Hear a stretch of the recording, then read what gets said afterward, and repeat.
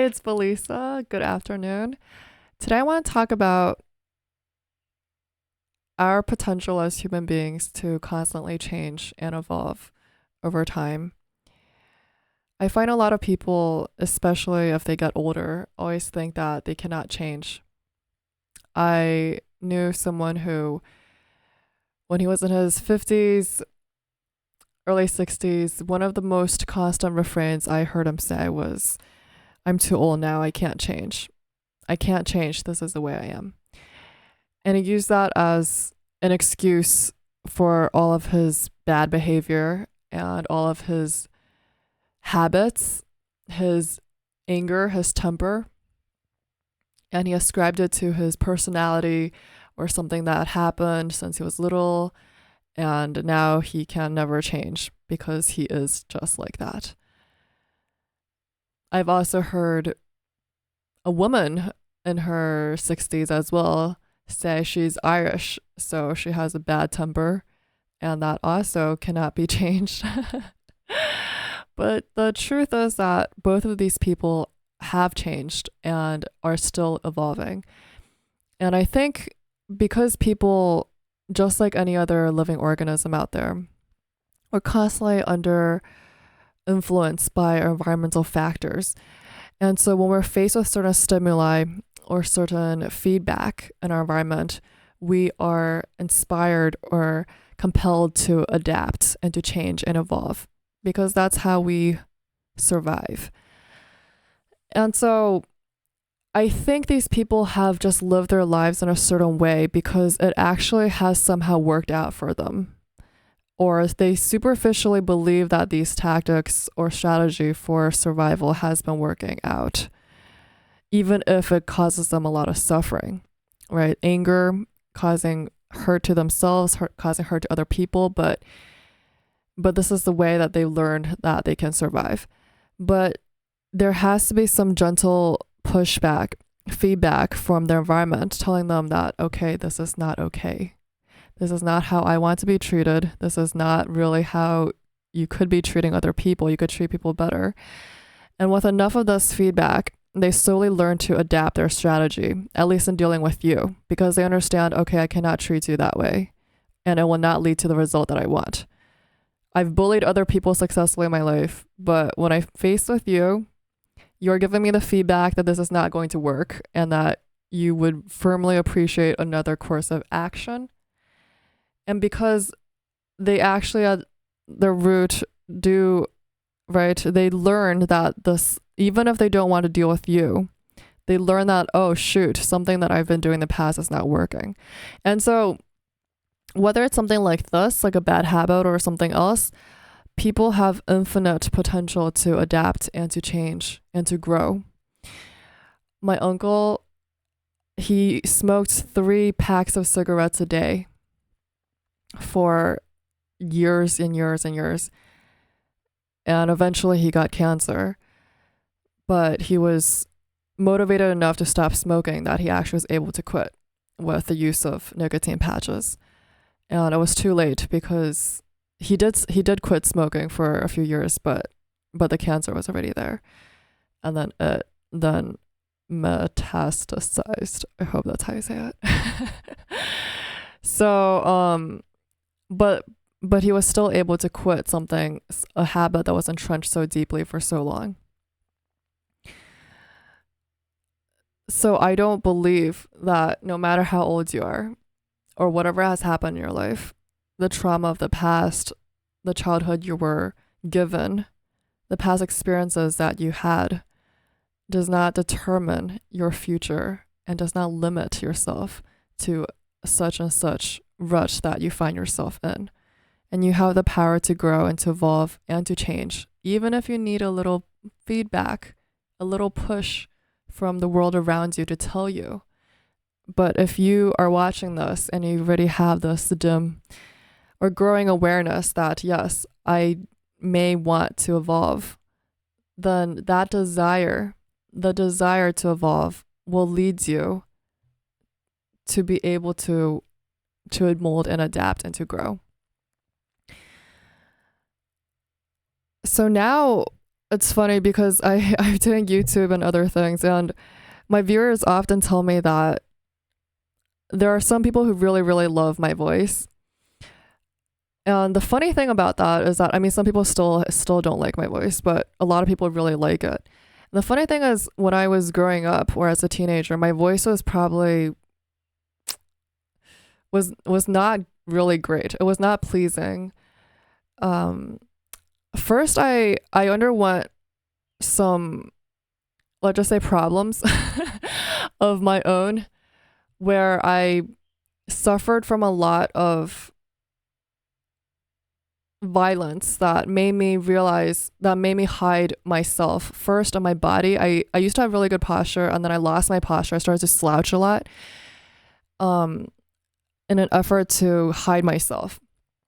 And also my voice, I didn't enunciate. I didn't feel like I had a voice, so I didn't speak up, and I didn't enunciate. I was always mumbling. No one could really, it was just not a well developed voice, because I was yeah, subconsciously I was trying to both shield my body and shield my voice, because neither were being respected.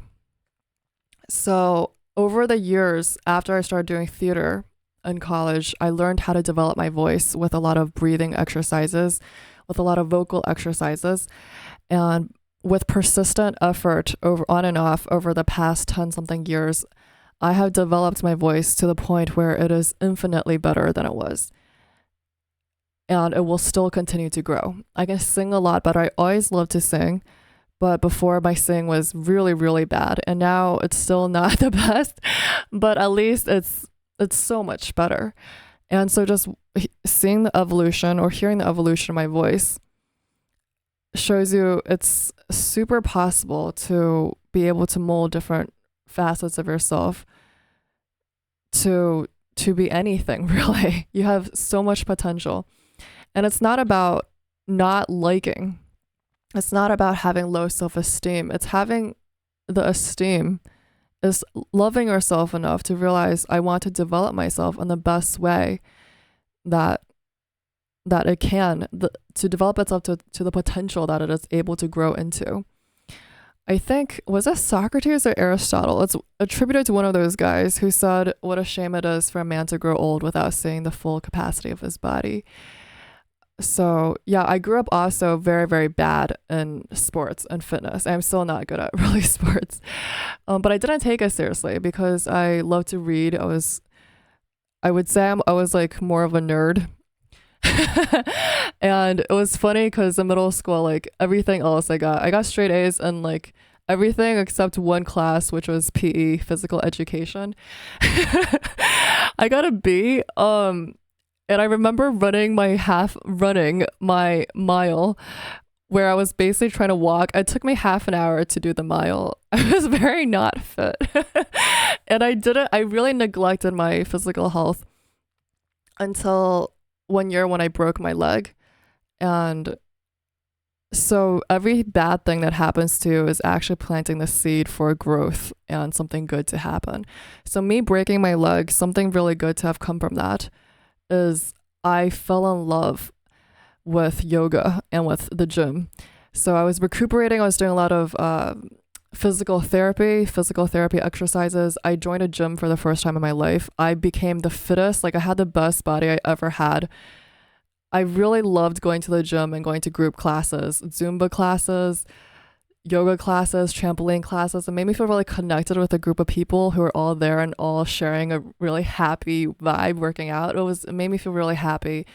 And after that year, I actually didn't go back to the gym, but I kept the habit. I kept the love for physical activity, and the habit of doing yoga stayed with me. And I persistently do yoga. I do yoga pretty much almost every day now. So that is something that's also shifted in me. And I'm someone who's very open to change. So I think, right, it's very easy. Even the video that I created a few days back, I just watched the opening part and I'm like, I don't know if I really believe this or if I really agree with my own views. all I can say about that is I studied in a particular context with a particular audience in mind and trying to address a particular situation. But I think, yes, but me personally, I will change and I'm open to change. But even for people who I see who have very, very ingrained habits, like my grandfather is one of the most habitual routine people I know. Like he is so, so routine. He's eaten the same cucumber dish for the past, I want to say at least 30 years of his life. Every single morning he has the same cucumber dish. But even he is changing, of course, with age, with time.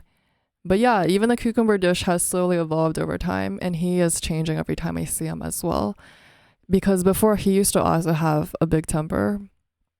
And I mean, with age, definitely, but also with, yeah, but people change and now he's mellowed out a lot. So